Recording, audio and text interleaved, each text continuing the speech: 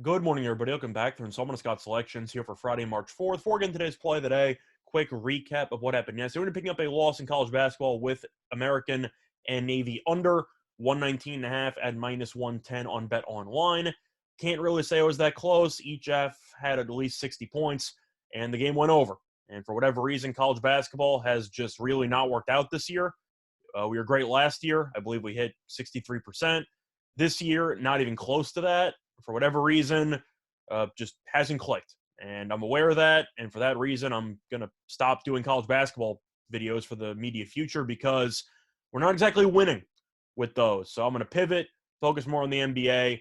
But I didn't really like anything on the card for today. So we're going to look at an upcoming UFC card taking place on Saturday night. You knew I was going to make the video at some point during the weekend. So I figured, why not do it now if I don't like the rest of the card on Friday, and then pick an actual basketball game for Saturday. But either way, starting off with the actual, breakdown of the card, we're going to do what we normally do, which is go through whatever plays I like from the prelims and then get into the actual play that I like for the main event. There's going to be one play I like from an individual prelim match, followed by a two-pick parlay, followed by a main event play. So starting off with the prelim play, it's going to be on a matchup between Nurmagomedov and Keller. And don't worry, or I can't even say don't worry, but no, it is not Khabib. However, it is Umar Nurmagomedov, who is also really, really good. And we're going to take Nurmagomedov to win by submission at plus 210 on FanDuel. A couple reasons why. First of all, Nurmagomedov has won 13 career MMA fights. 6 of them have been by submission. If you didn't realize, by the way, he's also from Dagestan. So, shocker, you have another guy from Dagestan who's very good on the ground. 3 of Nurmagomedov's last 4 wins have been by submission. Now, Keller does have a decent amount of submission wins. However, he has lost 6 times by submission in his career. So, he's kind of a go-for-broke guy on the ground. And Nurmagomedov has the endless, just relentless desire to put people on their back, stay on top of them, ground and pound, and then eventually get the choke in. I think that's going to happen in this fight. Keller might survive a round or two, probably a round. I don't think he's going to get through 2. But I don't know how long Keller can be on his back before Nurmagomedov finds an opening and potentially gets a choke in. I think that's what's going to happen. But you look at the actual money line, Nurmagomedov's about minus 800. He was minus 900 on Fox Bet. He's minus 770 on FanDuel. And you're going to give me a minus 800 favorite to win by one of his preferred methods of victory at plus 210. You're basically just automatically saving $10. I'm going to take that gamble every time because I think Nurmagomedov is definitely going to win, and it's either going to be by decision or by submission. I don't think Keller is going to last 15 minutes on the ground, so I'm going to go with submission at plus 210. Now, transitioning over to the two-pick parlay that I like. First one's going to be on Rodriguez in her fight against Jan. And the second play is going to be on Ulanbekov on the money line. And that two-pick parlay pays out at plus 108 on Bet Online. Starting off with the Rodriguez fight, she actually just beat Mackenzie Dern in a UFC main event a little while ago. She has a career 15-1 MMA record. She's probably good enough for a title shot. I think she's that talented. We know Dern is a decorated jiu-jitsu artist, and yet Rodriguez basically just stonewalled her and also dominated the stand-up. She won the fight convincingly. Meanwhile, Jan lost her last fight to Esparza. Now, Esparza's a decent fighter. Esparza's actually the one who gave Rodriguez her only career loss, but Jan lost by knockout, which is extremely concerning because Esparza's not exactly known for having much knockout power. She's kind of a decision magnet, and yet Jan just couldn't handle it, and I do question how her chin's going to hold up against Rodriguez, who not only has a ton of variety in her stand-up, but also has a ton of power. And I do think that Jan is, even though she's good in the stand-up, Rodriguez, I do think, has an edge in that area. And when one fighter is good enough to compete for a title and the other isn't, no matter what Jan's record is, I just think she's simply put outclassed here. And Rodriguez should end up winning this in most likely decision, but potentially a knockout. But Rodriguez also has a 2-inch reach advantage and height advantage.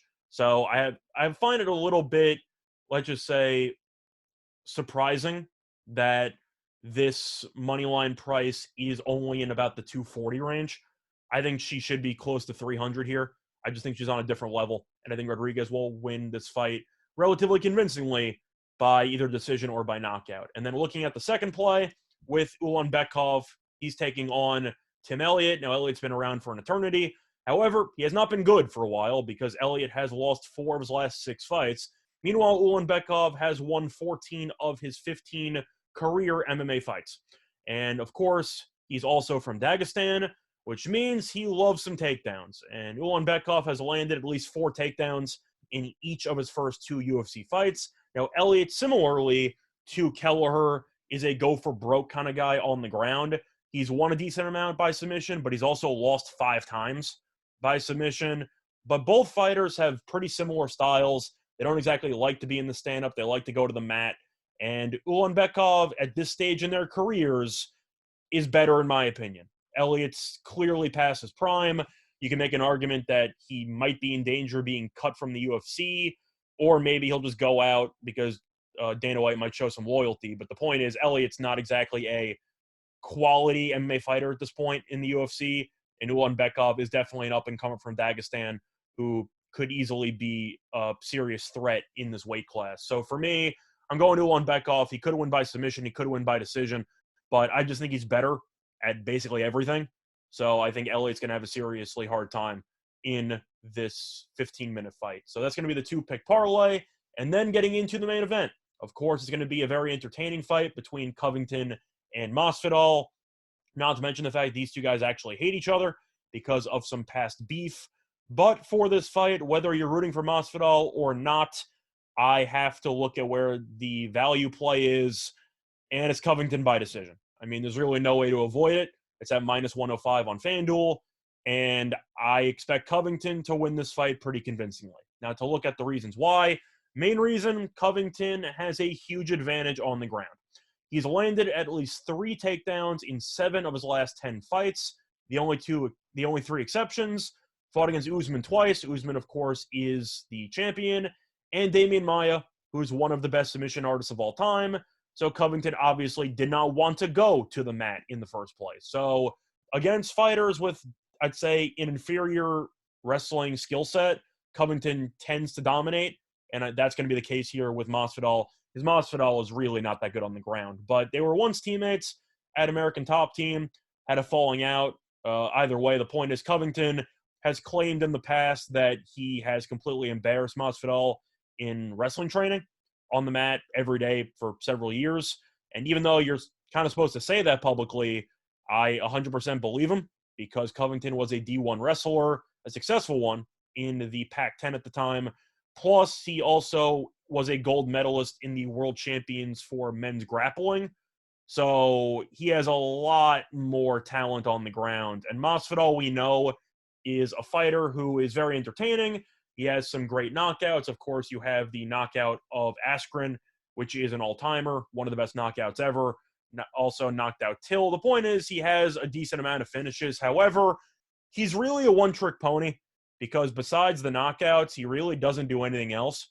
And you look at his career, he has 35 wins. He also has 15 losses, so he's not exactly a great fighter. Covington would be champion if Usman wasn't around. I think Covington is clearly the second best fighter in the weight class. So for me, I think that Covington should get his hand raised pretty easily here. I'm trying to find any other areas that I'd say can really pose a threat for Covington, and I don't see it. Masvidal really just needs to try to take his head off, and you want to actually go through the history of these guys in 5-round fights. Masvidal has been to 6 career 5-round fights. He's 2-4 in his career. The 2 wins, he beat Diaz for the BMF belt via doctor stoppage, and then he also ended up knocking out Darren Till in, I believe, the 2nd round a couple of years ago. But you look at the 4 losses, he fought Usman twice, one on short notice, lost both of those. I'm going to toss those out. Usman's the best fighter. Lost to Melendez, and he lost to Benson Henderson.